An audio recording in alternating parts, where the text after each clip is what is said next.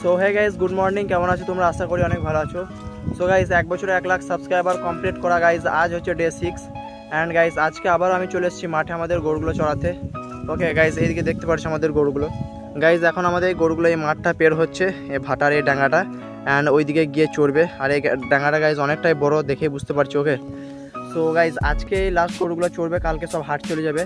So আজকে সকাল থেকে একদম সন্ধ্যা অবধি ভালো করে চড়াতে হবে, কারণ কালকে হাট যাবে গরুগুলো। কিন্তু গাইজ একটা প্রবলেম, আজকে সকাল থেকে প্রচণ্ড কিন্তু মেঘ করেছে আকাশের দিকে, একবার দেখো গাইজ, বুঝতে পারছো?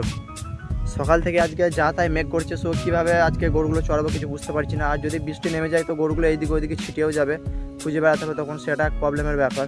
সো কন্টিনিউ ভ্লগটা করতে থাকো অ্যান্ড ভিডিওটাকে একটা লাইক এবং চ্যানেলটাকে সাবস্ক্রাইব অবশ্যই করে দিও। আর গাইজ তোমাদেরকে একটা জিনিস দেখাই, এই যে গাইজ এই গরুটা দেখতে পাচ্ছ, এই গরুটা একবার পাগুলো দেখো গাইজ, মানে কি অবস্থা, একদম ছিলে গেছে হেঁটে হেঁটে, রাস্তা হেঁটে হেঁটে। গাইজ গরুগুলোকে দেখে অনেকটা মায়াও লাগে, কিন্তু গাইজ কিছু করার তো নেই, গরুগুলোকে হাট থেকে নিয়ে আসতে হবে, আবার হাটে বিক্রি করতে হবে, এটাই হচ্ছে ব্যবসার নীতি। আর গাইজ এই যে গরুগুলো দেখতে পাচ্ছ, এই গরুগুলো কিন্তু এখানকার নয়। এগুলো গাইজ কোথা থেকে আসে তার কোনো ঠিক নেই। কোনো গরু তো গাইজ ওয়েস্ট বেঙ্গলের বাইরে থেকেও আসে, যাদের গাইজ রাস্তা হেঁটে হেঁটে একদম অবস্থা খারাপ হয়ে যায়। এক হাট থেকে এক হাট আর এক হাট, এইভাবে হাট হাট ঘুরে আসে এই গরুগুলো। সো এই গরুগুলো অনেক হাঁটতে হয়, তার জন্য গাইজ তাদের পায়ের এমন অবস্থা হয়ে যায়। যেমন গাইজ আমরা এই গরুগুলো কিনেছি, এবার আমরা কোনো পাইকারকে বিক্রি করে দেবো, এবার সে যখন কিনবে তারপর সে আবার একটা পাইকারকে বিক্রি করে দেবে। এইভাবে গাইজ এই গরুগুলো একজনের হাত থেকে একজনের হাত যায়, আর অনেকটা রাস্তা এদেরকে হাঁটতে হয়।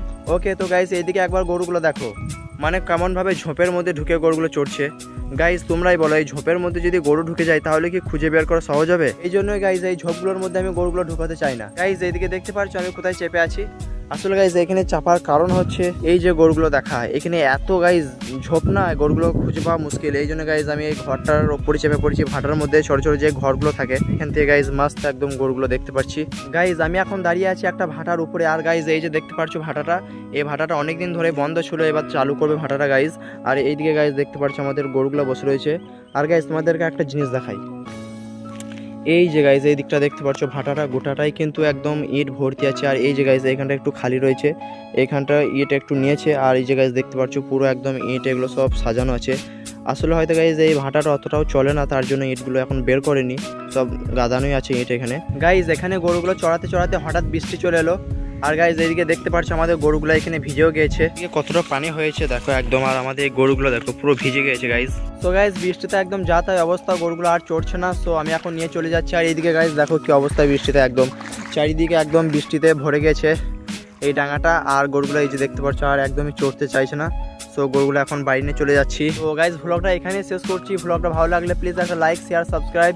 তো দেখা হচ্ছে নেক্সট কোনো ভিডিওতে, ততক্ষণের জন্য বাই বাই।